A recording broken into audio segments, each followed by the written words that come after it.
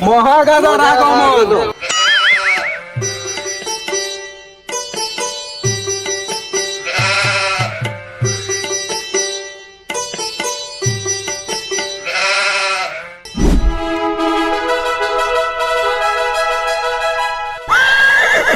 সেনা পুংটা আদেশ করুন মহারাজ ল্যাংটা।